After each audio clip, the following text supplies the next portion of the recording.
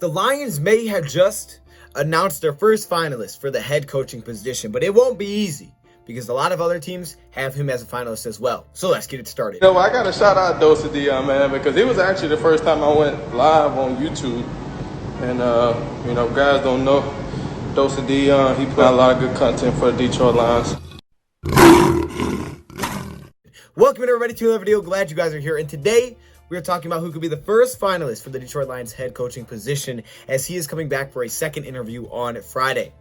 Now, if you like offensive-minded coaches and you like offensive coordinators, I don't know where I was going with that one. I'm sorry, that was awful. If you like offensive-minded coaches and you're also okay with an offensive coordinator, then this video is for you. If you don't, well, the video's, I guess it's not for you. Well, it's still for you, but just maybe not as for you. Maybe like 95%, 97%. We'll go 97.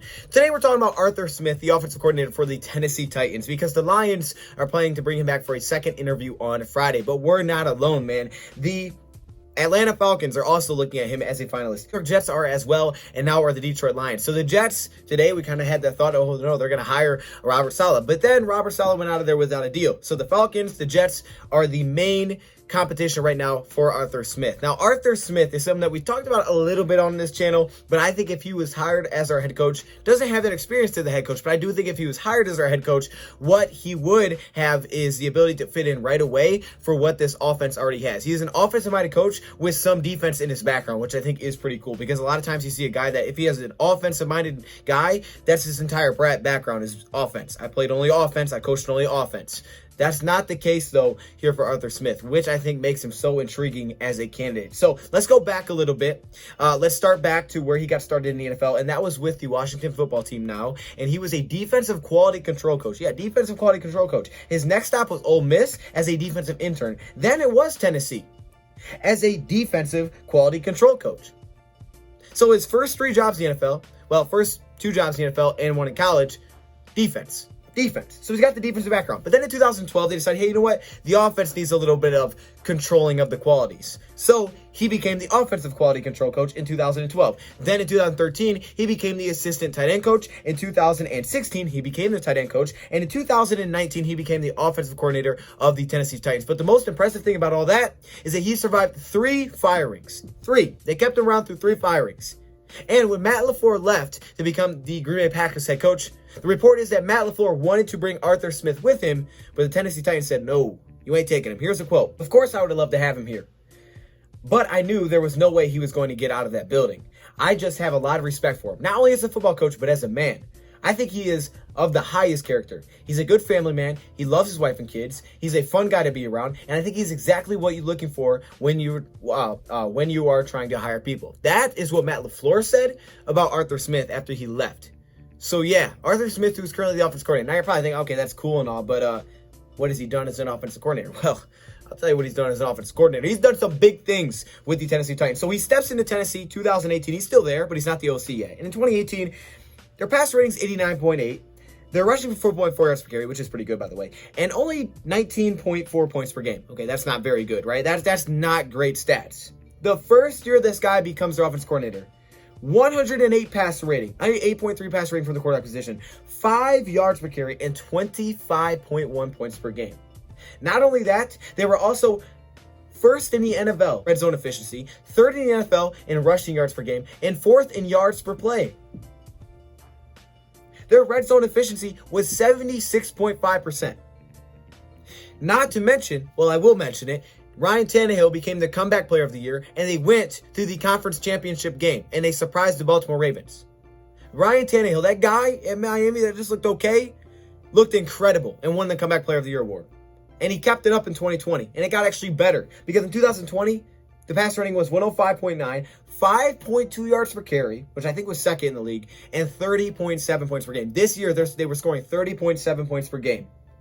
Ryan Tannehill, 33 touchdowns, 7. Dude, I mean, Ryan Tannehill looks great. This offense is incredible. It looks really good right now with Tennessee. I mean, he turned Ryan Tannehill into looking like one of the top quarterbacks in the league because I think of their ability to run the football with Derrick Henry. What does this mean for Matthew Stafford? Is this concerning because they run the ball so much? Does Stafford just need all this volume?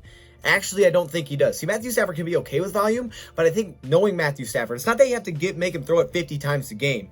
If you remember 2019 with Darrell Bevel, it's not like we threw the ball a ton. The difference was when we threw the ball, we threw it deep. It was Stafford's highest yards per attempt, right? So what does this mean for Matthew if Matthew was here and they were working together? It could mean great things. Look at it like this. Arthur Smith with Ryan Tannehill. He wasn't giving them tons of passing attempts. He was playing off the run because it was so good. But it made Tannehill efficient. No pick, lower picks, putting up touchdowns, but super efficient.